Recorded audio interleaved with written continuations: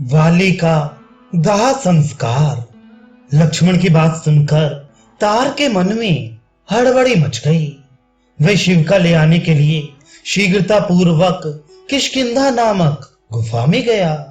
वहां से शिव का ढोने के योग्य शूरवीर वानरों द्वारा कंधों पर उठाई हुई उस शिविका को साथ लेकर तार फिर तुरंत ही लौट आया। वे दिव्य पालकी रथ के समान बनी हुई थी। उसके बीच में राजा के बैठने योग्य उत्तम आसन था।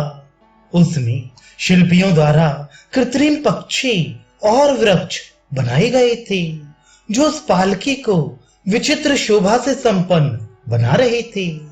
वह शिव का चित्र के रूप में बने हुए पैदल सिपाहियों से भरी प्रतीत होती थी। उसकी निर्माण कला सब ओर से बड़ी सुंदर दिखाई देती थी। देखने में वह सिद्धों के विमान सी प्रतीत होती थी।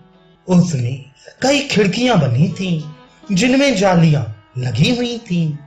कारीगरों ने उस पालकी को बहुत सुंदर बनाने का प्रयत्न किया था।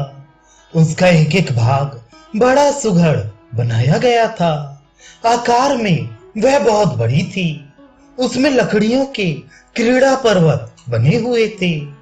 वह मनोहर शिल्प कर्म से सुशोभित थी। सुंदर आभूषण और हारों से उसको सजाया गया था। विचित्र फूलों से उसकी शोभा बढ़ाई गई थी। शिल्पियों द्वारा निर्मित गुफा और वन से वह संयुक्त थी तथा लाल चंदन द्वारा उसे विभूषित किया गया था। नाना प्रकार के पुष्प समूहों द्वारा वह सब ओर से आच्छादित थी। वह प्रातः काल के सूर्य की भांति अरुण कांति वाली दीप्तिमती पद्म मालाओं से अलंकृत थी। ऐसी पालकी का अवलोकन करके श्री रामचंद्र जी ने लक्ष्मण की ओर देखते हुए कहा, अब बाली को शीघ्र ही यहां से शमशान भूमि में ले जाया जाए और उनका प्रेत कार्य किया जाए।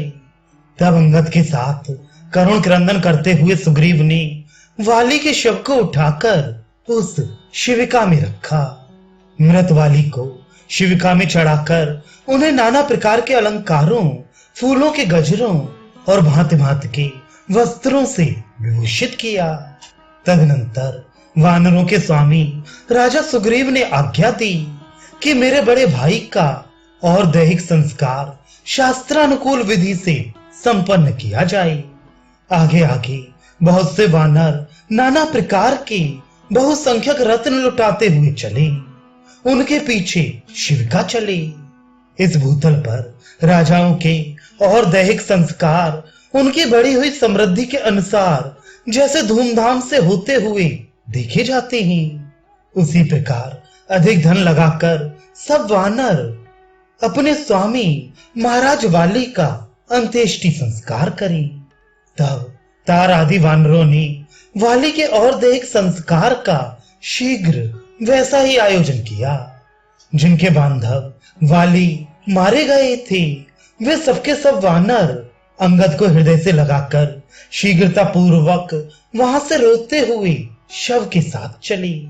उनके पीछे वाली के अधीन रहने वाली सभी वानर पत्नियां समीप आकर हा वीर कहती हुई अपने प्रियतम को पुकार पुकार कर बारंबार रोने चिल्लाने लगी, जिनके जीवन धन का वध किया गया था।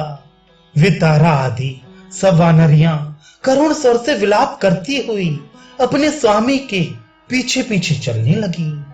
वन के भीतर रोती हुई उन वानर बंधुओं के रोदन शब्द से गूंजते हुए वन और पर्वत भी सब ओर से रोते हुए से प्रतीत होते थे।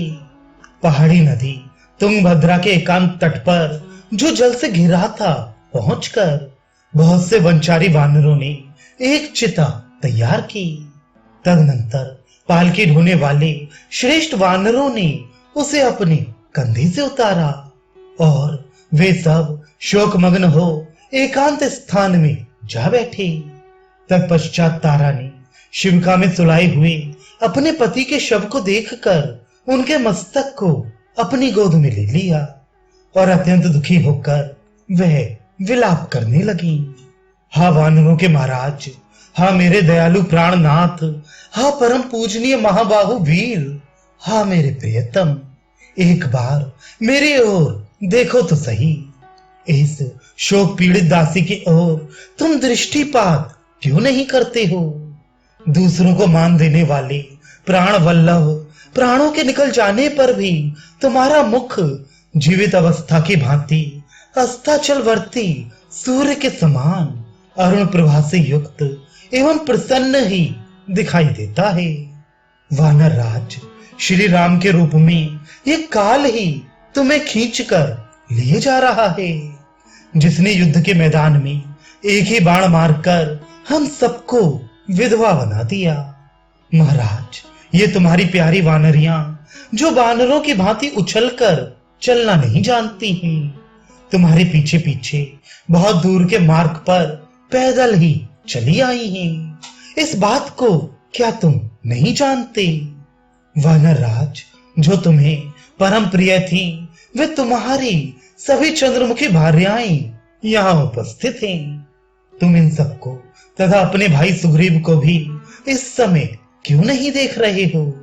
राजन, ये तार आदि तुम्हारे सचिव तथा ये पूर्वासी जन तुम्हें चारों ओर से घेर कर दुखी हो रहे हैं। शत्रुदमन, अब पहले की भांति इन मंत्रियों को विदा कर दीजिए, फिर हम सब प्रेमोन्मत्त होकर इन वनों में आपके साथ क्रीड़ा करेंगे। पति के शोक में डूबी हुई तारा को इस प्रकार विलाप करती देख उस समय शोक से दुर्बल हुई अन्य वानरियों ने उसे उठाया। इसके बाद संताप पीड़ित इंद्रियों वाले अंगद ने रोते रोते सुग्रीव की सहायता से पिता को चिता पर रखा। फिर शास्त्रीय विधि के अनुसार उसमें आग लगाकर उन्होंने उसकी प्रदक्षिणा की। इसके बाद ये सोचकर कि मेरे पिता लंबी यात्रा के लिए प्रस्थित हुए हैं, अंगद की सारी इंद्रियां शोक से व्याकुल हो उठी। इस प्रकार विधिवत वाली का दाह संस्कार करके सभी वानर जलांजलि देने के लिए पवित्र जल से भरी हुई कल्याणमयी तुंगभद्रा नदी के तट पर आई। वहां अंगद को आगे रखकर सुग्रीव और तारा सहित सभी वानरों ने वाली के लिए एक साथ जलांजलि दी।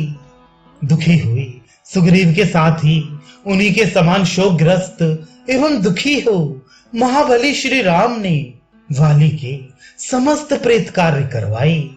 इस प्रकार इक्ष्वाकु वंश शिरोमणि श्री राम के बाण से मारे गए श्रेष्ठ पराक्रमी और प्रज्वलित अग्नि के समान तेजस्वी सुविख्यात वाली का दाह संस्कार करके सुग्रीव उस समय लक्ष्मण सहित श्री राम के पास आए।